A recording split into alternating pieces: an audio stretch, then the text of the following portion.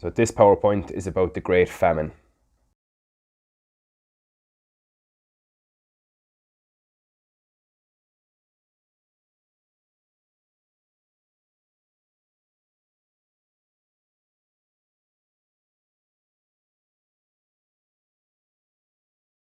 The aim of this PowerPoint is to understand the impact of the Great Famine.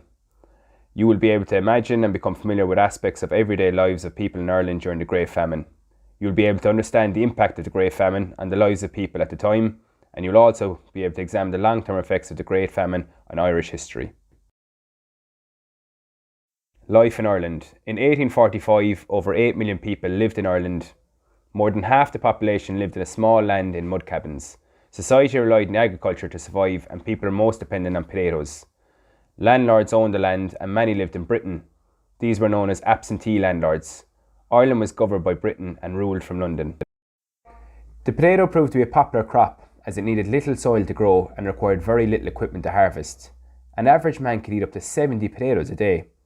The potato crop was first brought to Ireland by a man called Sir Walter Raleigh. He discovered that the Irish climate suited potato growing. Back in the mid-1800s, potatoes were often eaten up to 3 times a day. Potatoes are nutritious, cheap, and yielded a high crop.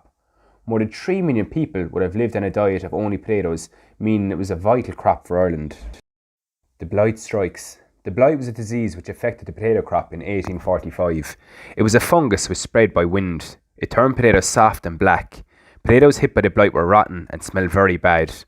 With their main source of food destroyed, over 1 million people in Ireland died. The British government tried to ignore the problem in Ireland for many months before finally realising that help was needed.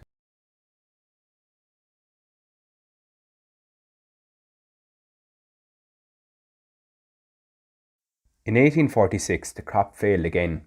Starving people ate whatever food they could find, some even eating grass to survive. The British Prime Minister, Sir Robert Peel, organised help for Ireland. He arranged for Indian corn to be brought from America to feed the poor. However, this was not without cost, and many of the starving were too poor to even buy the corn. Some workers died before receiving their wages. Schemes were organised to provide people with jobs such as canal and road building in return for money.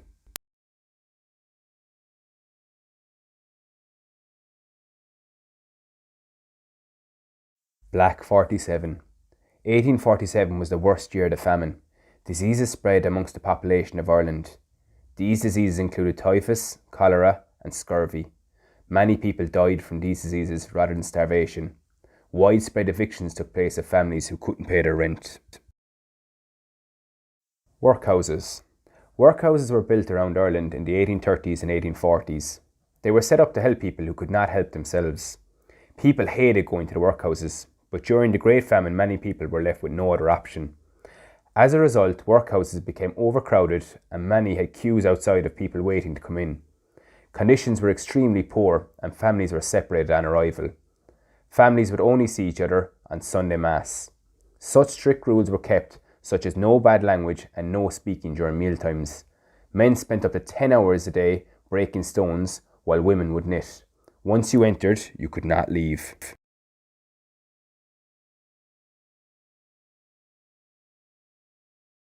Soup kitchens.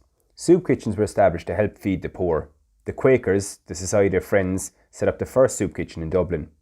A litre of soup would cost 1 penny, but if you could not afford to pay, you were provided with soup for free. By 1847, the government had set up many more soup kitchens around the country.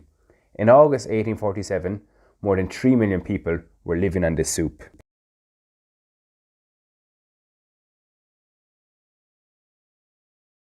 Emigration. For many people, the only way to escape from the famine was emigration. Huge numbers of people fled to Britain but were encouraged to return by British government in May 1847. America and Canada became the focus for many Irish. Many people chose to emigrate to America on dangerous ships. Puffin Ships. The ships used to bring the Irish who wanted to emigrate were known as coffin ships. The conditions on board were horrendous. The term coffin ships came from the amount of people who died aboard. In 1847, it was estimated that 1 in every 6 passengers died before reaching their destination. Voyages took many months at a time. Effects of the famine. Disease and hunger continued in Ireland until 1851. The population of Ireland was greatly reduced as a result of the famine. More than 1 million people died and more than 1.5 million people emigrated. Thousands died in coffin ships used to bring people away from Ireland. Families were torn apart as younger members were encouraged by parents to emigrate to a better life. The number of Irish speakers decreased from 4 million to under 2 million by 1851. The west of Ireland was worst affected.